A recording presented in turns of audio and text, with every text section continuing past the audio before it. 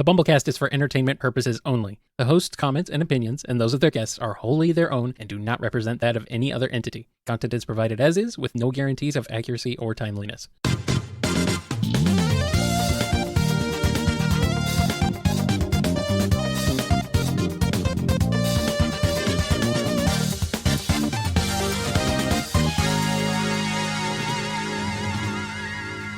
Welcome to the BumbleKast. I'm your host, Ian Flynn, the Bumble King, and joining me as always is my Bumble co-host, Kyle, JCRB Krause. What's up? We're here. It's time. It's time, Ian. The time is now. Time. The time is now to answer these questions.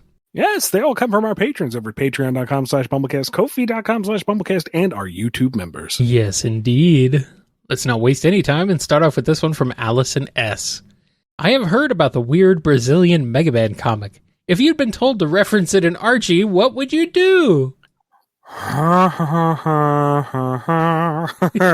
There's a lot in that version of Mega Man that would never get printed in an Archie book, I can tell you that. It just makes some you're going to Brazil memes. Put those in there. That's all you need, really. It's been a long time since I read it, and I don't know, with Wily's occasional being German going to Brazil is the best thing I would want to put in the book. There might be connotations there that I don't like. So, no, I don't know. Maybe one of the original characters just like put on a video game cover or something, or a magazine cover, a kind of blink and you miss it homage. You know how I am with references and nods to the greater fandom and the greater scope of any project or series or license or whatever, but I feel like that one might be a little too spicy for the Mega Man. Yeah, for the most part, but yeah, you'll figure something out. You always do. If I get the opportunity to. You always do. Andrew D has another Mega Man question. It's time for more anti-Mega Man. This time, we have a single-issue story before another crossover called Prisoners of War. The X Foundation, led by Mr. X, had claimed the most recent Wily Castle and secretly nursed Wily back to health. Meanwhile, Mega Man and Light repaired all of Wily's Robot Masters in the hopes of giving them functions aside from being weapons, but some preferred to instead be decommissioned. Once Wily recovered, he was pulled into a portal by Sigma. How does this play out? I think last time we said the Mr. X, Xander Payne, X Foundation thing was following the same route as vanilla Archie Mega Man, but with a different end goal, which is to say, play the bad guy, but ultimately for the greater good. And whereas vanilla X Foundation, X Corporation, what was it called? Whatever. X Peoples. Not the ones led by the bald man. No, different. In the vanilla, they were basically sponsoring terrorism to inspire people to go away from advanced robotics. And in anti-version, they're sponsoring theatrical terrorism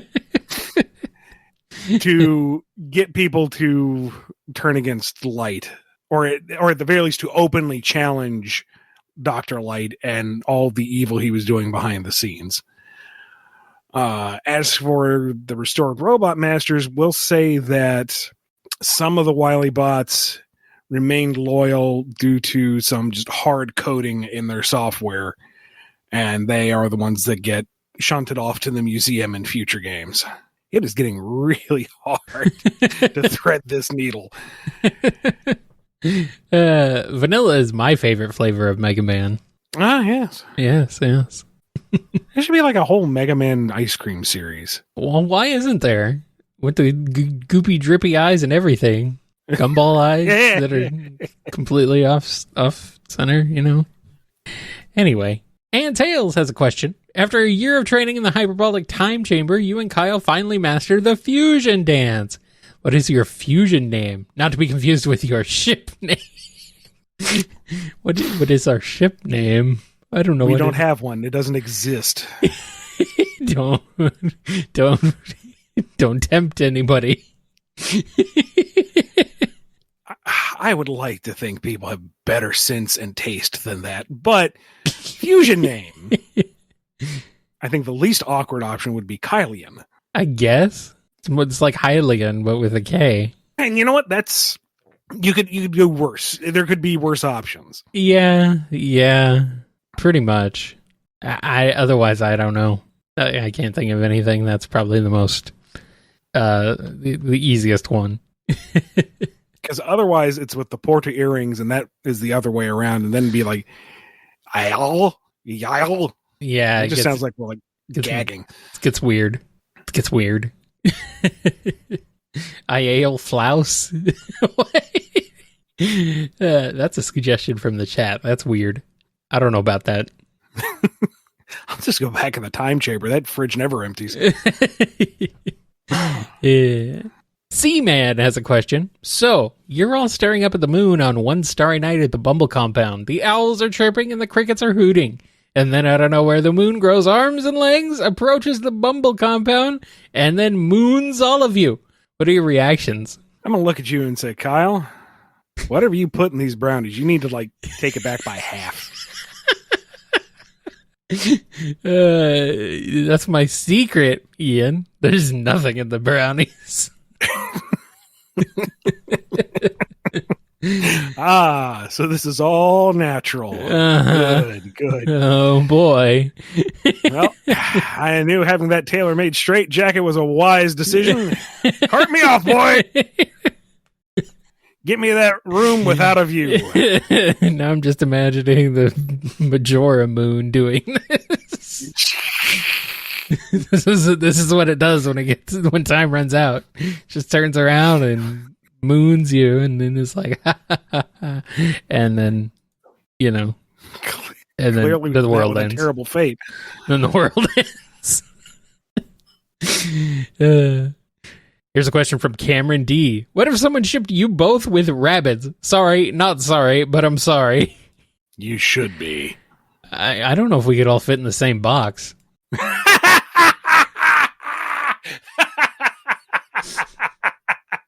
Got him. That is the correct answer. Got him.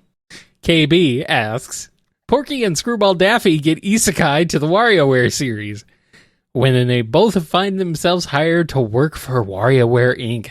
What kind of wacky microgames do the duo make, and how do they interact with Wario's crew? Oh, no. They're not making anything. Porky is stuck in every single one of them, and Daffy is implementing them. Oh, so Daffy is on the opposite side of the duck and buck this time. He's not in the games. He is hitting every button. He is triggering everything. Uh-huh. It's the whole reason why it's rapid fire is because Daffy's sitting at the control panel slapping buttons. And Porky is just scrambling to figure out what to do to survive throughout the whole thing. And by the end of it, Porky comes dragging out of the test chamber, seething angry. He's about to choke the life out of Daffy, who's filing his finger feather nails, whatever you want to call him. Wario comes in, and Porky's like, yeah, boss. And Wario's like, good job with all the testing. Promotions for Daffy. Yeah, I enjoy your Wario being almost strong bad. That's pretty good.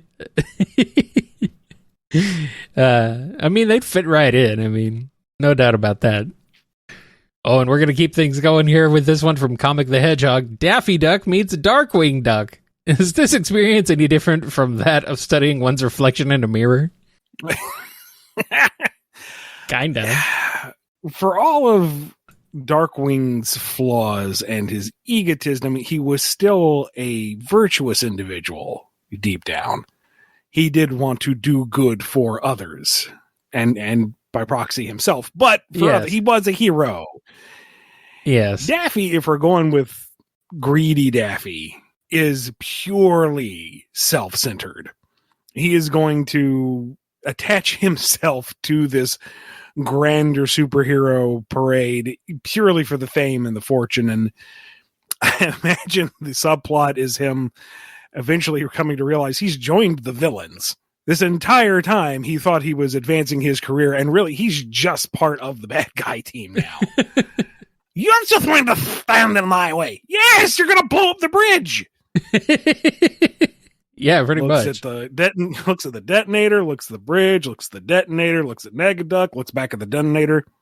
I believe I've made an error in judgment.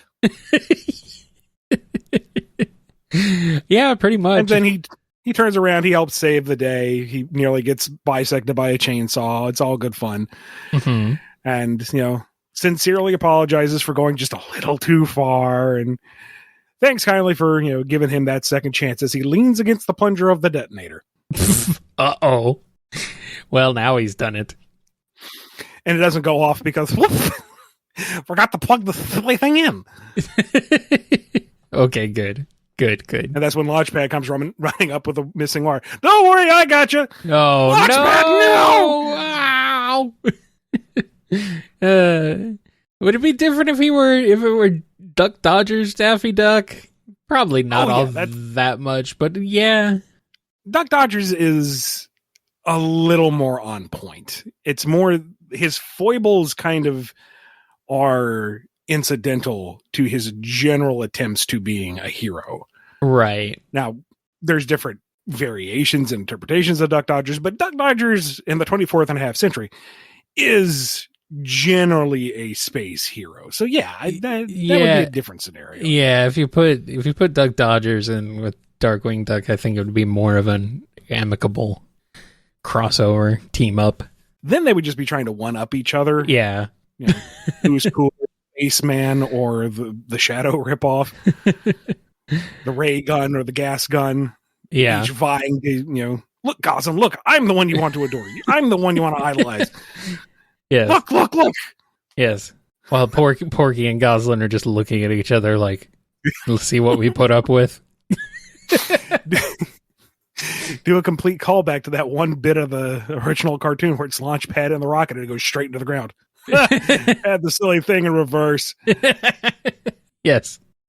Exactly. All right, question from DDR Master M. I'm sure we've all heard the DK rap by now, but now, like many aging stars, it's on like Dixie Kong. What's your opinion on their next hit single? Donkey Kong Country. I can't tell if this is a reference to something or if is there a song called Donkey Kong Country? Because I tried looking this up and I couldn't find anything. Am I? Okay, it's a joke apparently. Okay. That's what I took it as, but yeah, I never know. I was very, very like, was there a follow up? Is there a follow up in the new Donkey Kong game? Did I have to look it up? Okay, it's the Donkey Kong Country album. Like it's country. Yeah. Okay, I get it.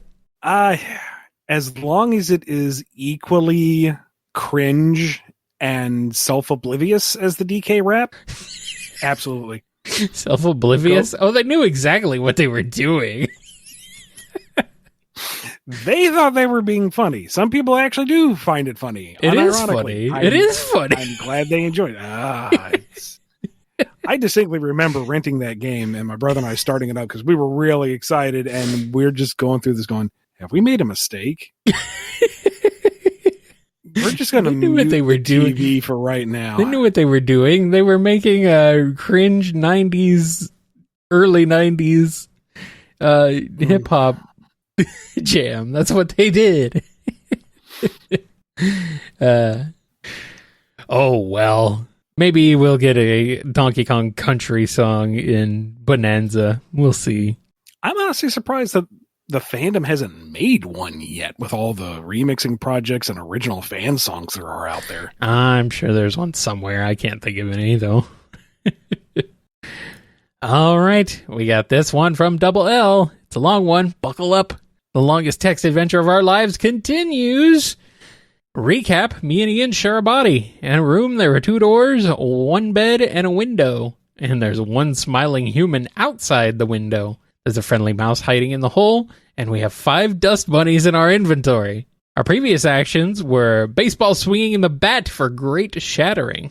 So now, not being deterred by the window refusing to break, We pick the bed back up and swing the bed full force toward the chipped glass. The bed's edge breaks through the glass, shattering a section of it at the point of impact.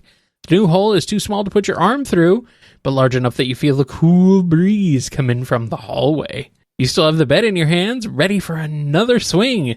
This time, the smiling man does take a step back, his smile faltering, replaced with surprise, before he breaks out in a hearty laugh. He says, "Ku, so bad. Ku."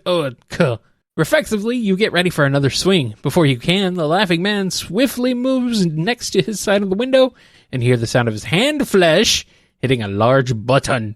As soon as he does, a steel shutter slams down, covering the window and cutting off the cool breeze. Well, now I'm just annoyed because I was enjoying that cool breeze. Yeah. We picked out a couple of words in his babble this time. So bad. Are we learning the language slowly but surely? Are we attuning to it? Questions for later. Yeah. We could ask our mouse friend if what he said, but I don't know. I'm all hot and bothered with that cool breeze. Yeah. I'm in a bed smashing things mood. I'm willing to bet though that shutter's going to shrug off the bed. So yeah, there's not going to be a obvious or easy way to open them, but I think it warrants investigation. Let's look at the two doors and see what they're about. Yeah. Look at the doors. Show me the doors. You look at one door, I'll look at the other door, which means we'll both look at the same doors. I look at one door, you look at a more different door. Yes, and in essence, we will have both looked at both doors. Yes. Yes. Here's one from Dove. X does not wish to fight. He wants to just live in peace. So, Ian, if true peace was attained, if X didn't have to fight, what would Blue Man do? Does he start a garage band? Does he open a secondhand bookshop?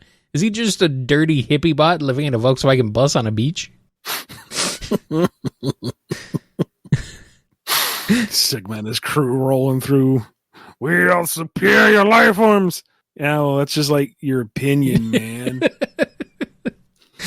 The X abides. What does X do? Oh no. Serious answer. I imagine he would want to understand the world better. He would get into archaeology along with Dr. Kane, figure out what happened in the past century. You know, how did humanity get to this point? Why is there a gap between the classic era and now in terms of technology? Explore the world, get to know different peoples, different cultures. If he's supposed to be a part of this world as the first truly living robot, what does it mean to live among these people? What does it mean to be him? And, get into some philosophy, do his research, take a college class or two, or download one, I guess, at this point. I was going to say. I would imagine it would be a pursuit of knowledge and along the way help anyone he comes across in need of aid. Okay, so he just becomes the hippie drifter. Yeah. Scholarly hippie drifter. Yeah. Flint Toaster has a question. Fiction in media has a habit of sacrificing the villain or a flawed character in order to speedrun their redemption arc or to avoid giving them a full character arc. What scenario should sacrifices be used, or how would this trope actually work? I guess it's a question of how bad was your villain and what is the overall scope of your story. If your villain does some bad stuff, but it's within the context of they were misled or they didn't fully understand the circumstances or whatever excuse it is to spur their redemption arc, then there's that question of, can they be redeemed? Or can any good that they do offset the evil that they have done? So having them make that noble sacrifice in a redemptive fashion allows you to circumvent that question. It isn't a matter of would they have done more? Could they have done more? It's like, well, they put it all on the line and, happy trails, but we'll give them this one. I feel like folks are generally more willing to accept that full noble sacrifice than the long term they have to work to improve. Now, if you've got a antagonist who, worked counter to the heroes, did stuff that, was detrimental to their quest, but not necessarily bad or evil or irredeemable, then I feel like if you have the room, it makes more sense to explore the villain's turnaround, their face turn, their redemption arc, because they don't have to climb out of as deep a hole. Mm-hmm. I'm going to bring up, I know I've brought this up before, but to me, it's one of the starkest examples. The redemption arc for Vader never sat well with me. And if we're just looking purely at the original trilogy, in a vacuum, just the original trilogy, we saw him conquer planets, lead to the death of hundreds, torture people. People seem to forget. They just tortured Han for funsies in Cloud City. Yeah. I think it's implied Leia too. Maybe even Chewie. Like he's bad. He did bad things and he gleefully did bad things. And then at the end, he's like, no, my son's a good boy. And okay, sure, there's still some good in him, but I feel like saving your own child is not the pinnacle of moral clarity. If anything, it's a little selfish. It's kind of like the bare minimum, the barest of bare minimums. All this bad stuff. But then he saved his boy, his particular boy, the lineage that he was so fixated on. Yeah. After threatening to kill him and corrupt his sister. No Blue Ghost for him. Then you add the prequels into it. Oh, yeah. And the slaughter of the Tuscans and the murder of children. Literal rube of children. No, there is no redemption arc for that. He could have flown his TIE Advanced straight into the core of the second Death Star, flipping off the Emperor as hard as he could. Not enough. There is no walking that back. So, to me, that is a failed redemption arc. Yeah. It happens very fast. It's like it's just, I don't know. It's too quick. Also, if you really truly wanted to redeem him, you could, but you'd have to put in some serious work. You need a few movies. And rather than just tear things down, like if it was just that Anakin had turned against the Jedi, that's easier to digest for me. Yeah. It's more of a political battle. I mean, you've got space ninja monks with their laser swords. They're kind of top tier to begin with. So if he's able to beat them in even combat, that's just two dudes with incredible power fighting each other. He has his own political agenda. They want to maintain the status quo. There's space mysticism in there. That's a little different. That's a battle between equals. That's the shifting socio-political climate. That I'd be okay with if it was just that. Yeah. And send the clone troopers in with order, what was it, 88, 86? Order 66. 66. Hike. Send the clone troopers into the room. Have Palpatine be the big bad. Sure, that's fine. Sith Lord and all that.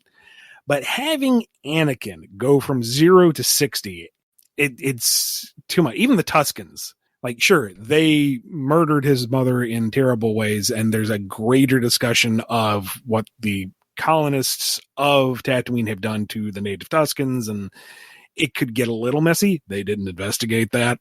And his little tirade about not just the men, but the women and the children. Whew, no. Like, if it was kind of a angry murder spree that he took out the warriors of the tribe and backed up, that's still, not just revenge. That's a bit of a murder spree, but it's still retribution. You can almost make an argument for that. Wholesale slaughter, new. And we're not even going to get into Padme going, oh, the poor babby, he murdered a bunch of children. No. Yeah, no. A fantastic example is Zuko out of the Okay, good. We're on the same page. As I think both of these examples are very overused, but they're overused for a reason.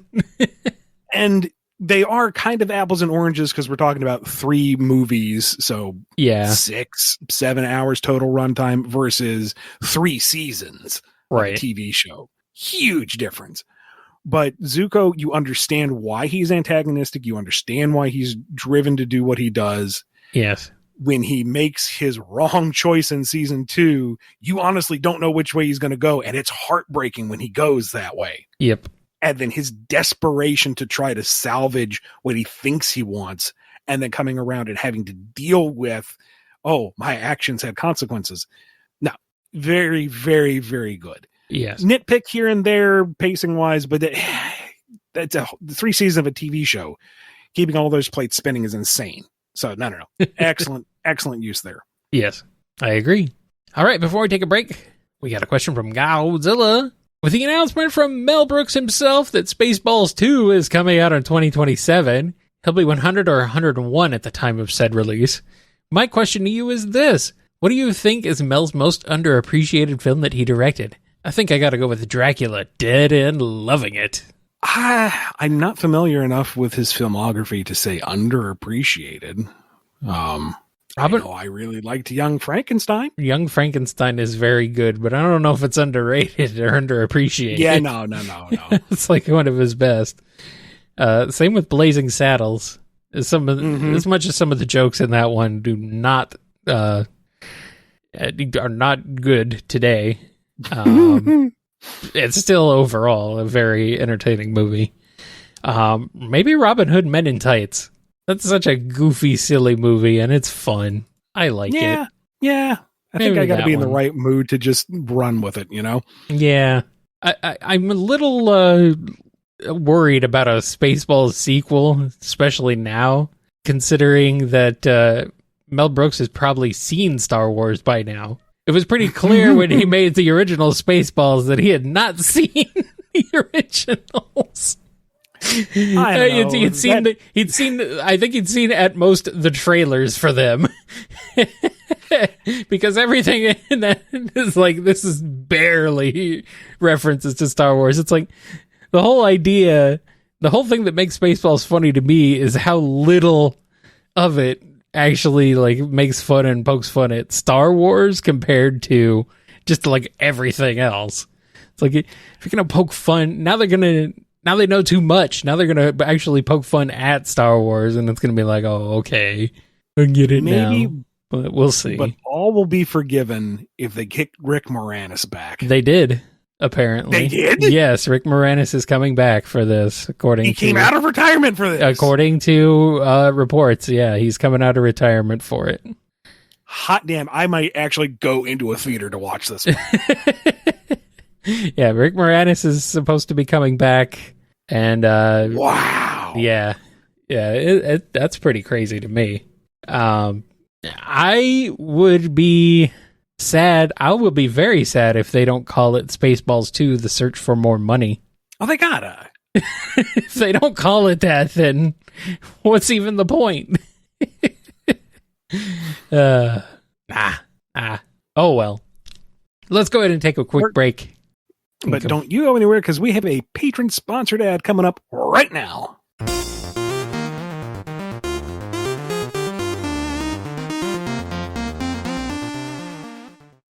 Double L has a book out and hates long ad reads. Go read Masters of the System, Genesisters, a sci-fi take on the 90s console war. It's at llbryant.ca/books. Link in the description.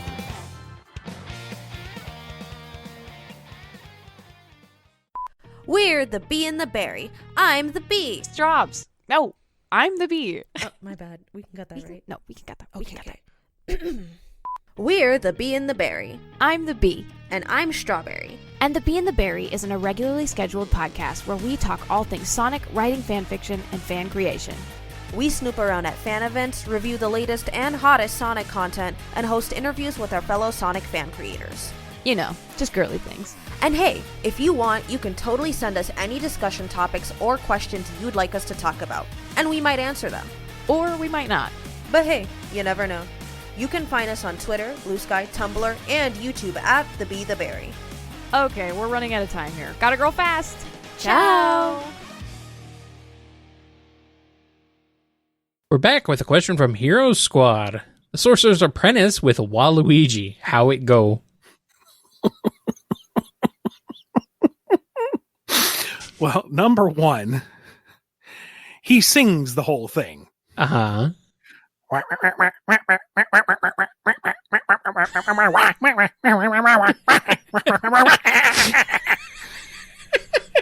Damn it. Good. Number two, he has never lost control. Those brooms are his army on purpose. Uh-huh. He is going to drown everyone.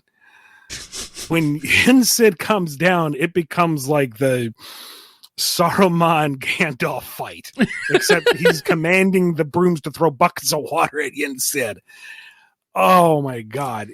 And he's still singing the entire time.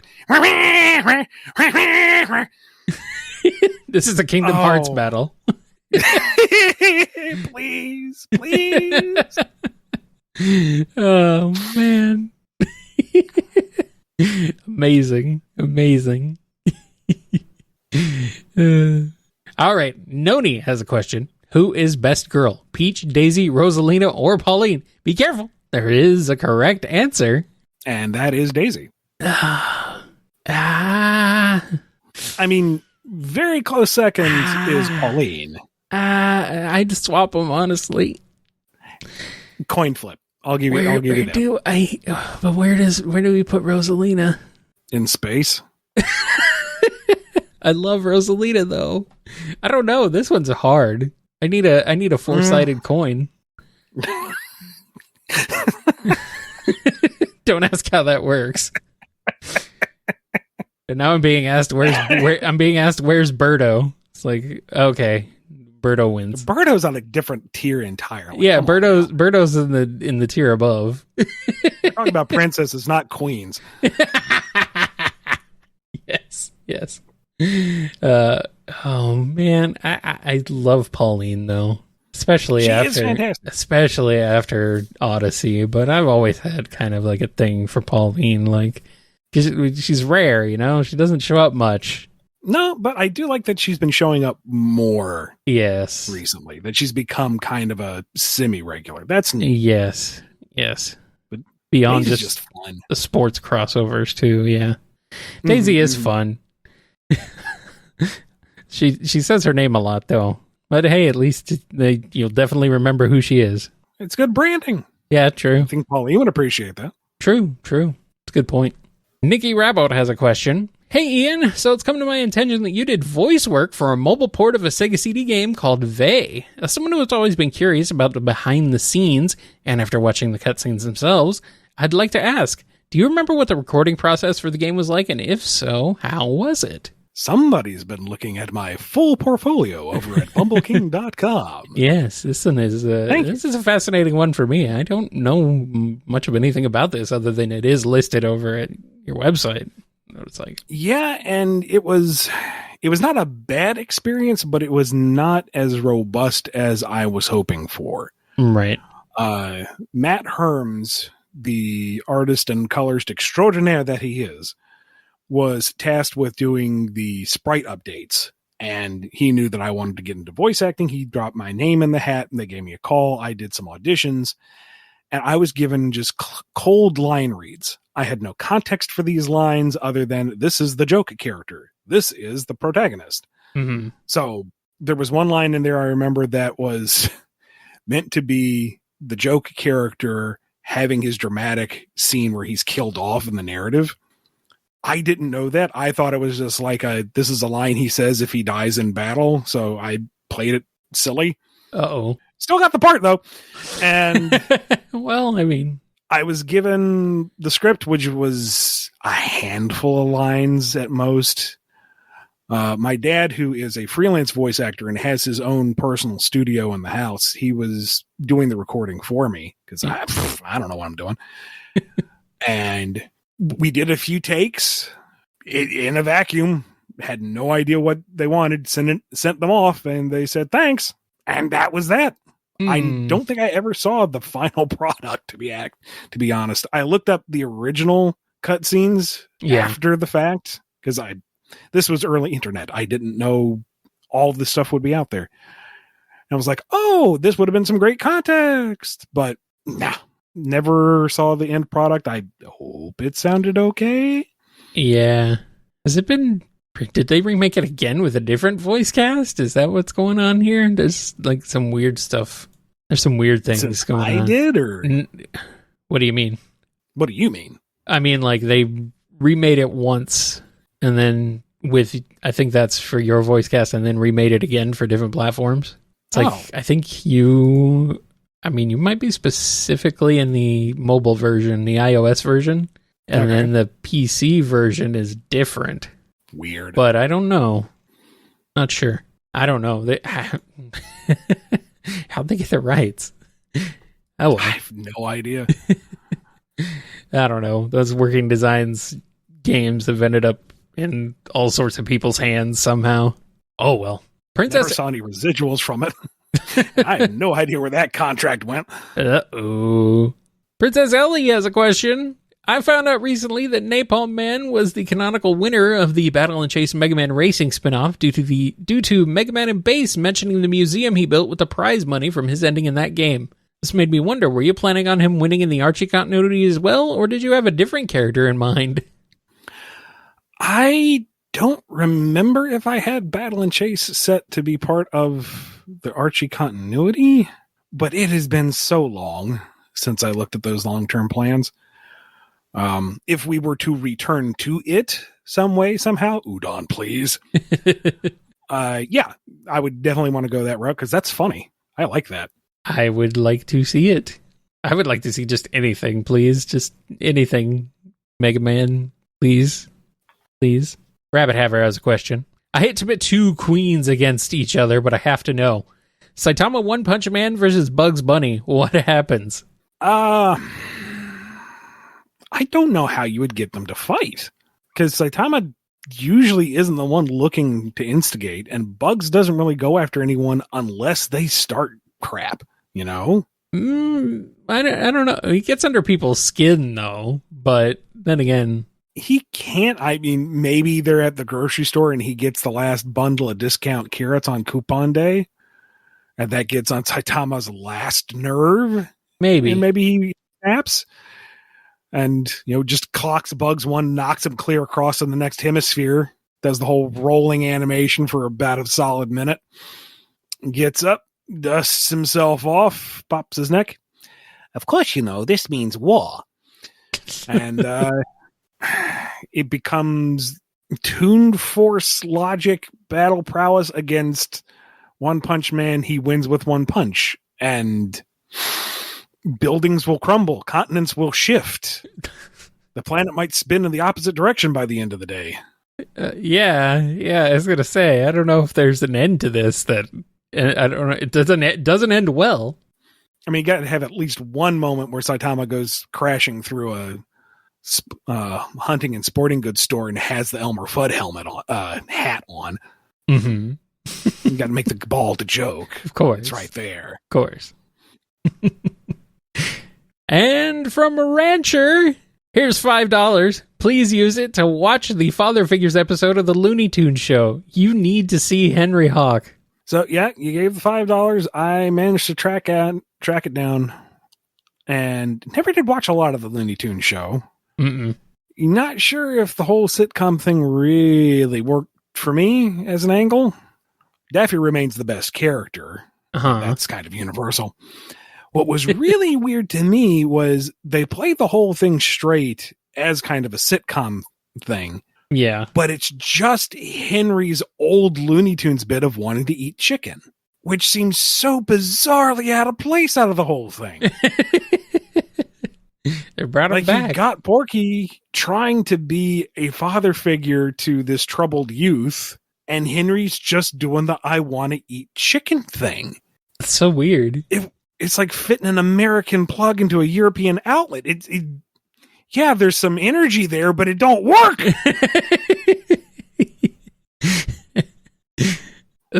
That's weird. That's a weird thing to request we do, by the way. I don't know. I mean, I don't mean to overanalyze something which I'm assuming you thought was a really funny episode. I really don't want to rain on your parade. It's just, I'm sitting there watching this going, you're taking a reoccurring bit from a 3-minute short. Yeah. And plugging it into a 22-minute long sitcom episode. Didn't add up for me. Well, I mean, I want chicken regardless. So yes, that is also universal truth. I think that's the takeaway here is I want chicken. Scourge Time has a question. Auntie Ian and Auntie Kyle go to a Starbucks on Anti-Earth. What would they order and how would this go? Well, I guess the coffee, because it would actually be good on Anti-Earth. And since it's anti-me, it would have to be completely bare, like nothing, no additives. I like a little coffee with my sugar, is what I'm saying. Gotcha. In real life. But anti-me would want a dark roast, extreme dark roast, nearly burnt dark roast. I don't want that, but anti-me probably would. The shadow of the bean. Yes. Uh-huh. I guess anti-me would be getting the same thing because I don't drink coffee. So yeah, get the coffee that's just like a singularity in a cup. And Soccer Cod has a question. Animaniacs and Peaky in the Brain, but it was made in the 1960s by Hanna-Barbera. How would that play out? With a much lower budget. Let's just say that as Pinky and the Brain are wandering around their cage, it goes for a long time and they pass a number of mouse wheels. Yes. Exercise wheels. You know what I mean. Yes. And it's yeah. And it's not a joke. It's just, that's just how it is. Wacko would remain the same, but Yakko and Dot would have to gain some kind of collar so that they could do the cheap everything above the shoulders animated while everything else is not. Mm-hmm. Although that being said, I could see Yakko sporting just like a shirt, collar, and tie. That would be pretty funny.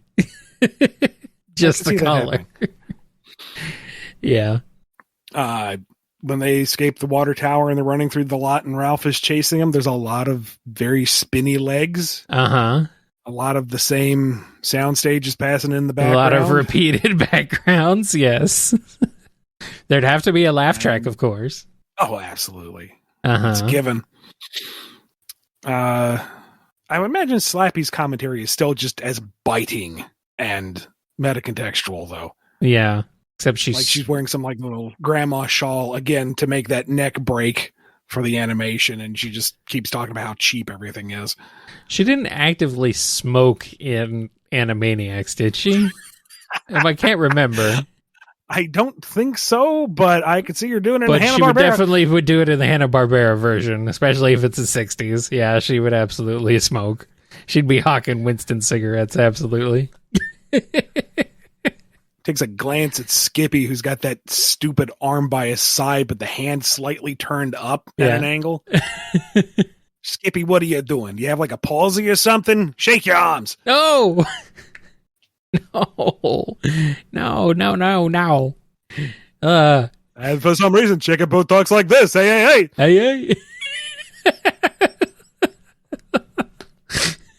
Chicken Boot talks? They're gonna find out you're a giant chicken. Well, the ranger don't know. Don't hurt me. Hey, Chicken Boo. Don't ask me who Boo Boo is in this scenario. I don't know. This is terrible. And I kind of love it. All right, Spoiler 1001 is here asking a question. When looking at a character who's going through a redemption arc, how important is the first act of genuine kindness? A lot of redemption arcs this episode. Yeah, it too. It depends on a lot of factors, like how villainous or antagonistic were they before? How long is your redemption arc going to be? How much of a redemption arc are they going to go through? Like, do you want them to come back from the brink and actually become a contributing member of society, or are their actions so heinous that despite the good they attempt to do, they aren't accepted and they fall back into bad habits? So you can go about this a number of different ways. all that said, that makes that first act of kindness completely subject to context. Like, it can be something understated that the protagonist notices, and that is their cue to, realize that an effort's being made. And depending on their interaction, maybe they call it out and congratulate. Maybe they keep it to themselves and store it away for a big dramatic confrontation later where the rest of the party's like, you can't trust him. He's like, no, I totally saw him take that kitten out of the well. He really did that? Yes, you can trust him because he has kitten saving powers. I don't know. Or if you want it to be somewhat tragic, it's something very clear and obviously good. Gives what little coin he has to the begging orphan on the street, and nobody notices. And he gets called stingy later on, and he doesn't have it in him to challenge that accusation. Also, if you're going for something a little subtler, it doesn't necessarily have to be with a lot of bells and whistles. It's just how they interact. They don't use the hurtful nickname, or they do help one character from falling over, but doesn't call a lot of attention to it. Little things.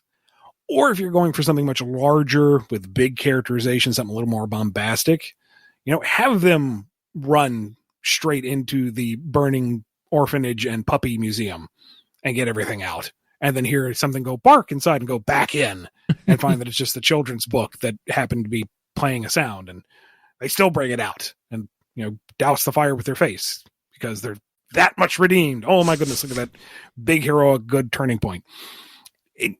I'm being very hyperbolic here. Yeah. But I do think it really comes down to the context of who the character is, what the relationship is with the greater cast, and what your grander plans are for the whole narrative. All right. Oddly Roger has a question.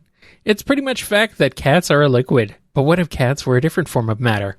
What if cats were plasma?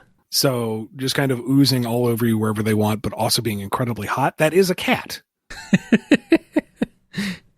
I suppose. Unless it's like blood plasma instead of no. plasma. Phase of matter. Well, yeah, that's true. Okay. Good point. Yeah, they're already kind of just goopy creatures. I mean, another way to look at it is it being highly energized and incredibly destructive to anything it touches, which, again, is a cat. Yeah. It's true. Twilord has a question. Are you enjoying this new era for the BumbleKast so far? As I write this, it's 3:33 a.m. on January 1st Irish time, so I'm curious if any running jokes have emerged yet. Was it edgy dino babies? Dino grown-ups wielding guns, dino grown-ups having fun? No, that thankfully is extinct. But the rabbits are not. No, they're not. Let's see. Rabbits has been a recurring gag a bit. Yeah. Recently, especially. You see what happens when you have a strong reaction to something? A strong negative reaction, that means people lean into it more. So you should stop reacting to things. But it's abhorrent! I know, but... It's like saying, it's like if you were to take a piece of sandpaper and just drive it up my arm and say, you shouldn't react to it. People will want more of it. I'm not going to not react. Okay. Rabbits are vile and they should all be shot into the sun. Enjoy that plasma. But seriously though, I do feel like we're getting more questions about insightful narrative construction. Yes. And those are fun. I like that. Even if I do ramble nonsensically after a bit, I do enjoy weighing in on those. Yeah. I mean, we're having a great time. I think a lot of the questions are way more fun than some of the older ones we used to get, because some of them were just kind of exhausting. It's like, okay, I get it. You're asking about this again. All right. Now, this time they're a bit more inspired, a bit more creative, thinking outside the box, asking about other things than the... Also, a lot of Drogoon stuff putting me on the spot. That's always fun. Yeah. Lots of Drogoon stuff. What else do we got? Isekais are still here, but they kind of rotate through different characters, and So, but what else? What else is kind of We coming up? got a fair number of Daffys and Waluigi's Mario prompted questions. Lots of versus questions. I guess folks enjoy my bad character voices for those. So cool, as long as you're entertained. Yes. We've got at least 2 ongoing choose your own adventure stories here. Yes. Oh, those are fun. Yeah, those are really fun and cool. We've had an entire 6 months worth of anti-Mega Man theory crafty here.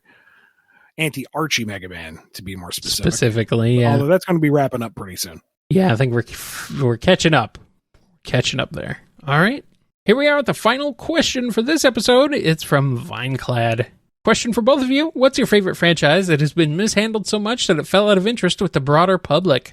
I hesitate to say mishandled, just because I don't know all the circumstances going into any given franchise.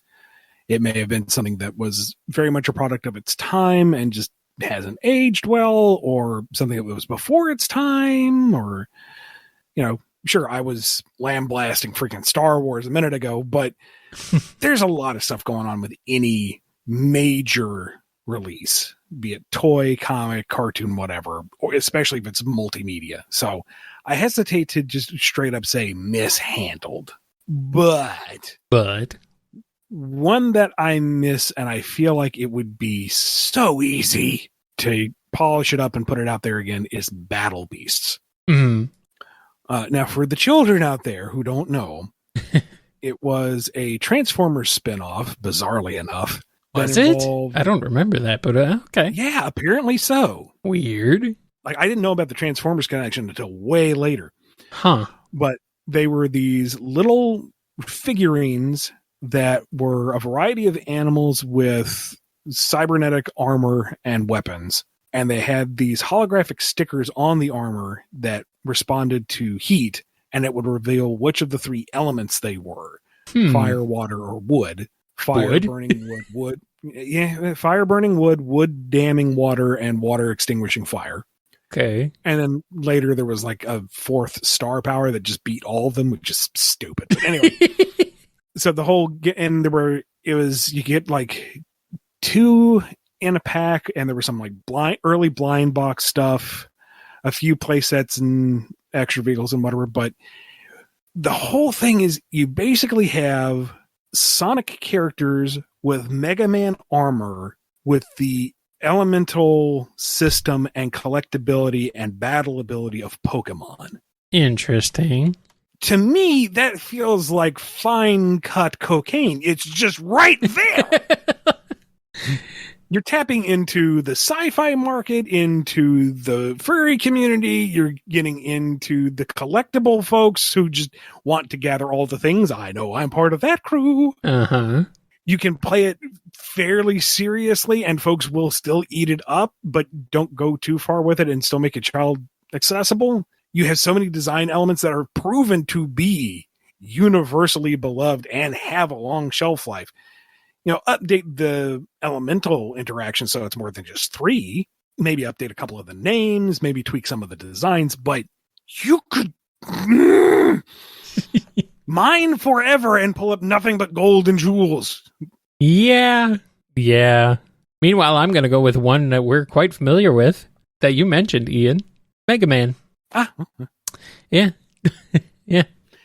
I feel like that Mega Man has had an excellent legacy.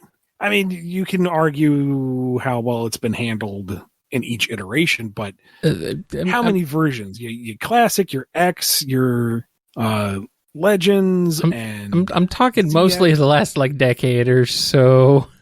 I mean, you got a new cartoon that nobody watched and nobody cared about and was not good. They put out another classic game and tried to mix it up a bit while doing some new stuff, but keeping it pretty faithful to and what it came sold before. well and was a good game, but then they did absolutely nothing with it to follow it up, and it's been 7 years. That long. I know you don't want to bite the hand that feeds Ian, but at the same time, it's like, it's, I don't like to. I don't like to say it either. I don't want to say this, but it's true. I don't want to say it, but it's true. I know I've said this one before. Yeah. What's that? Again, money on the frickin' table. Dino Riders. Yeah, you have mentioned that one before. Yeah. Laser beams on frickin' dinosaurs. I don't understand. It's right there. Cool dinosaurs. They shoot lasers. Good people fight evil aliens. It's black and white. It's pew-pews. It's Star Wars with dinosaurs. You can't go wrong. The kids love dinosaurs, and they love Star Wars. Yes. Somehow, inexplicably, still. Bring back Dino Riders. Years back, I was doing Christmas shopping for some kiddos, and there was a line of toys that was basically monster trucks or construction equipment combined with dinosaurs. The dinosaurs had tires on them. They were both dinosaur and car at the same time. And I'm like, this is brilliant. This sounds like the sickest crap I've ever heard. Holy crap, I want this. Dino Riders is the same thing. I'm 39 and I want dinosaur monster trucks. Holy crap. I didn't know this was a thing. For those of you who did not experience Dino Riders, just here's a little bit of context. They had a Diplodocus, one of those big old long boy sauropods. Yeah. That had two giant metal cylinders draped on either side that opened up to reveal turrets and weapon platforms. So if you had two of those, you'd basically have a naval battle, but with dinosaurs. Okay, I'm looking at this. Holy crap, this is ridiculous. It's amazing. Like they had Deinonychuses, velociraptor-like critters, if you don't know your full dinosaurs. Yeah. That basically had a saddle that had twin gun turrets at either side.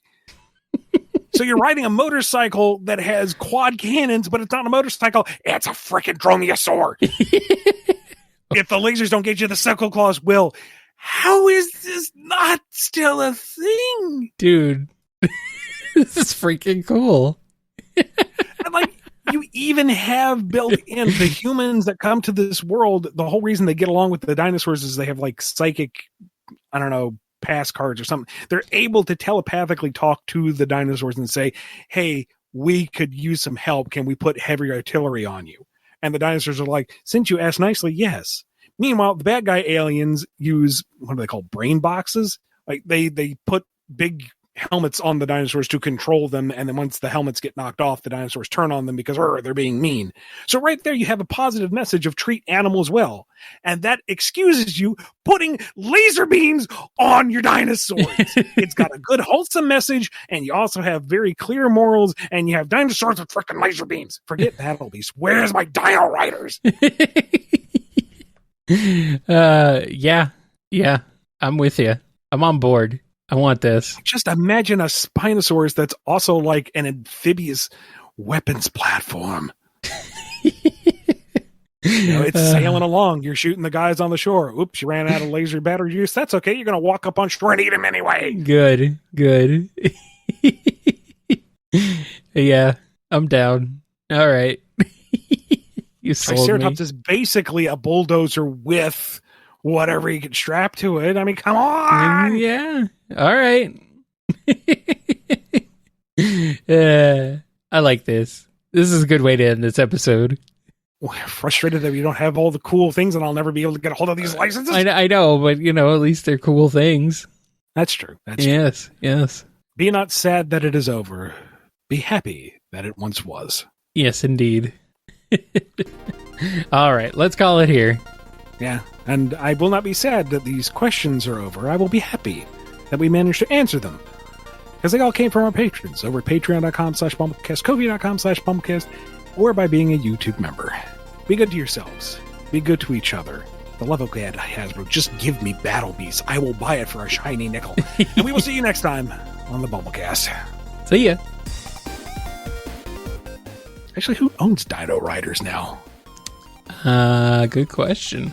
Probably something like Mattel, lost forever. Cartoon. The original cartoon was Marvel. apparently. And Tyco. Really? Okay, the toy line was Tyco. And who bought Tyco? Was that Hasbro? Mattel. I was right. Yep, it's Mattel. Yep. So they aren't coming back. Oh well. They tried. Ah, boy. You've been listening to the BumbleKast, a co-production of Bumble King Comics and the KNGI Network. Original theme music composed by Ken Coda Snyder. Remixed intro by T-Lopes. Find out more information, along with podcast feeder links, MP3 downloads, and more at bumbleking.com and kngi.org.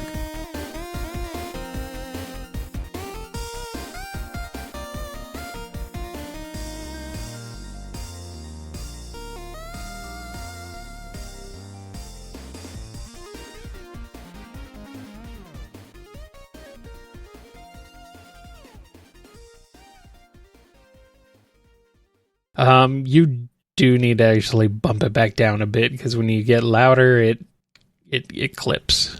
But I thought that was what this little red box was supposed to handle. well, yes, but and it does, but you have a very too much. you have a very Come on, dynamic man. range.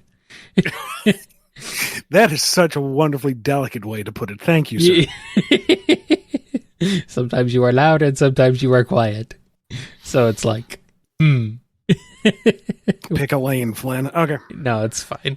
Did you change anything? I bumped it down ever so slightly. Okay. All right. Level check, I 1, think- 2, 1, 2. Yeah. We're good. Yeah. Noni.